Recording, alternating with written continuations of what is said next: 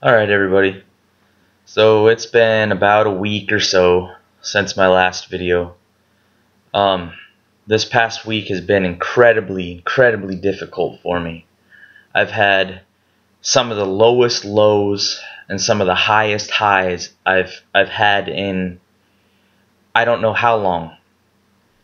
Some of the events of the past week have solidified in my mind that what I'm doing by putting these videos online is the right thing to do. So today I'm going to talk about one of my earliest trauma-based childhood memories. So before I get into that, I'm going to give you a little bit of history. I'm going to tell you a little bit about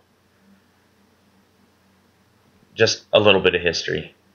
So anyway, my mom was married. She was married at a young age. She had 4 children before I was born, before I came along. Those 4 children were mostly raised and out of the house, with the exception of one who I think went to live with his dad in one of the southern states.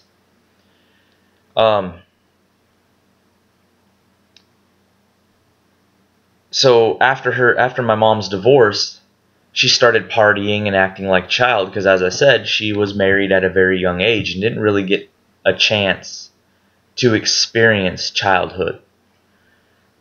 I'm sure some of the trauma that I've had in my life is what they call generational trauma. Trauma that my mom lived through and it spread down to me. But anyway, my mom, because she was married at a young age and didn't get to have a childhood, decided that after her divorce from her first husband, that would be a good time to start partying and acting like a child. Well, through her partying and stuff, and bar hopping, she met my dad, who I was told was part of a very prominent motorcycle gang. I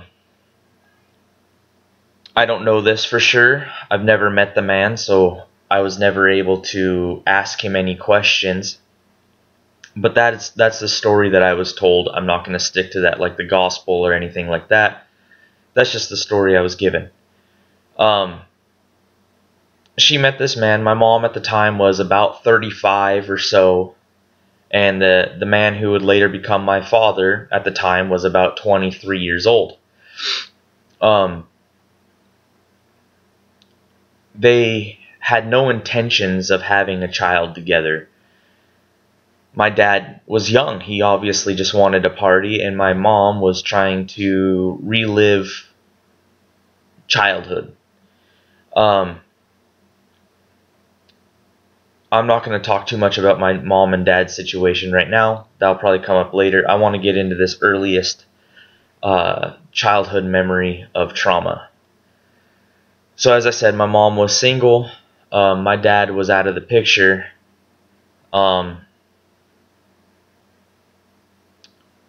Actually, let me backtrack. I'm going to go ahead and I'm going to tell the story. So anyway, so my mom and my dad hung out for a little while. And then the story that I was told, again, this is just what I was told. I have nothing else to go off of because I've never met my father.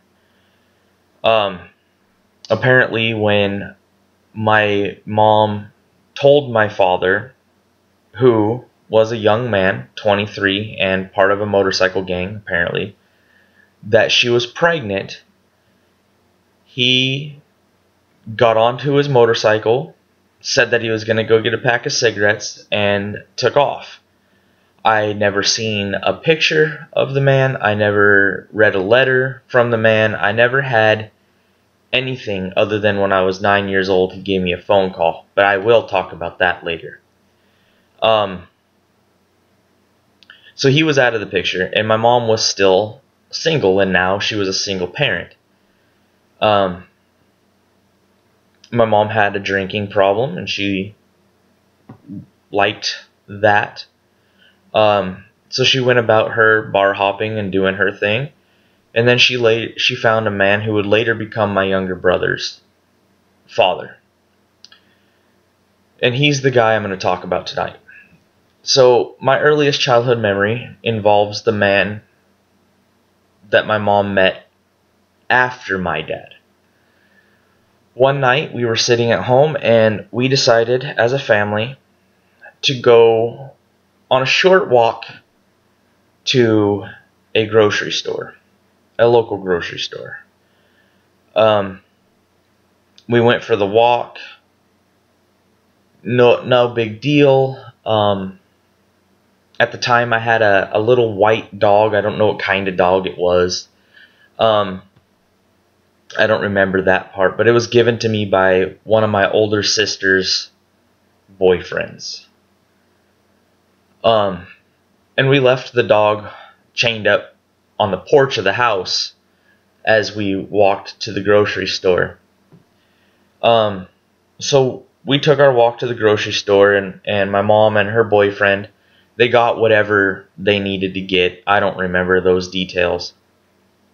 I just remember that on the way home, we had to pass by a local church, and on the back side of the local church was a stand of trees and a one-way road that, as a kid living in the neighborhood, I knew that no kids, or no cars, ever drove down. It was like a dead-end road that went to the back of this stand of trees behind a church. There was no parking lot or anything behind it. It was just like a dead-end road. So me being around 5 years old, I decided to take off running. And I crossed the street without looking for cars. As I crossed the street, my mom's boyfriend yells at me, "You better keep running to the house, because when I get there, I'm going to kick your ass," because I didn't cross the street. So I was scared. 5 years old, I ran all the way home. Wasn't a long ways, 1 or 2 blocks, but I ran all the way home, and I was scared. I was scared, so scared. And I went and I hid in my bedroom. And I remember we had the house that we lived in at the time had these weird like door handles on all the doors where I could see through the keyhole. And it was like the walls were thin. We were poor, so we didn't live in the most fantastic dwellings or anything like that.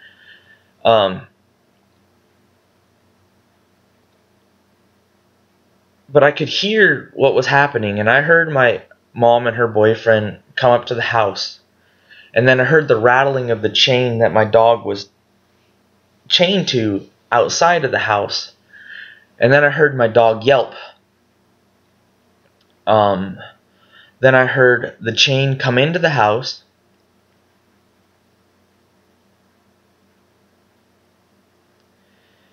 And I remember hearing my mom's boyfriend yelling and cussing, and my mom just laughing like it was okay. Like that what was about to happen was I deserved this for crossing the street without looking.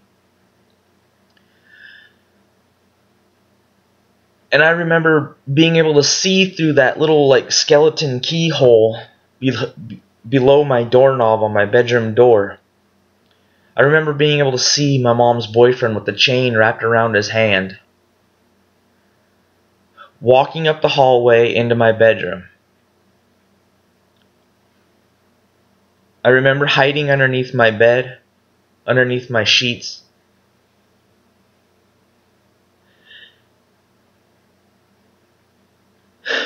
And then I remember the look,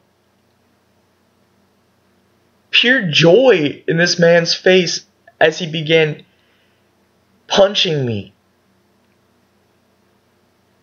with this chain, my dog chain, wrapped around his hand.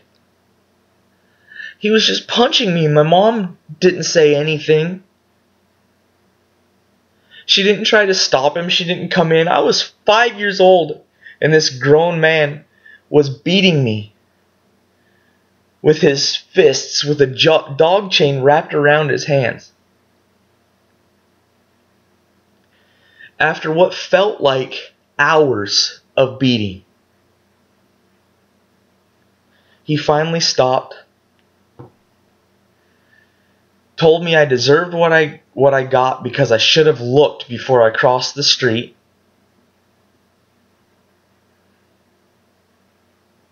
and then left my room. After a couple more minutes, my mom finally came in. She didn't try to wash away my tears. She didn't try to heal my wounds or anything. She just told me that I should have looked before I crossed the street. And then told me to go to sleep. And walked out of the bedroom and shut the door and left me there, bruised, bleeding, crying, and just left me to lie in my bed and try to heal on my own at 5 years old from getting beat by a grown man with a dog chain around his fists. The next morning, when I woke up, I decided to walk outside. I slowly walked out to try to eat some breakfast or something and to check on my dog.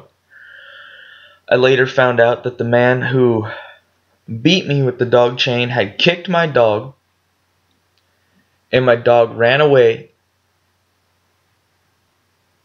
And one of the neighbor kids told me that his dad had seen that my dog was hit by a car and had picked up my dog and threw him in the trash.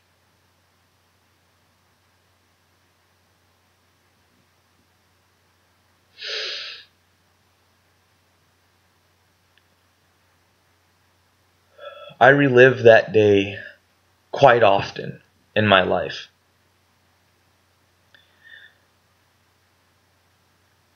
I still have nightmares. I'm over 30 years old now.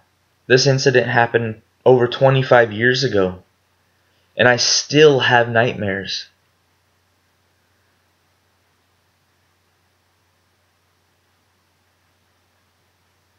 To this day, because of that incident. I have vivid nightmares about that man's face and the pure joy that he got from repeatedly punching me with a damn chain around his fist. I can't understand how any of what he did to me is justified.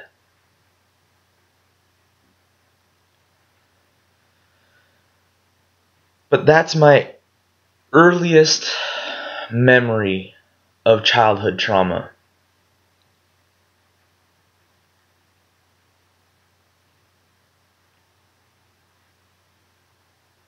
I don't know yet if I'm going to feel better with sharing that story with the world. But I feel like I had to get it off my chest, and I'm pretty sure that I will feel better. So there you go. There's video number 2. If anybody sees this,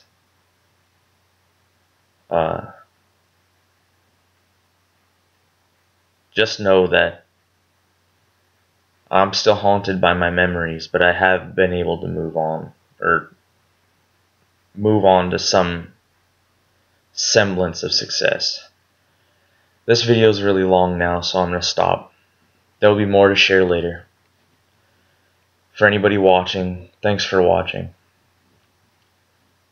Bye.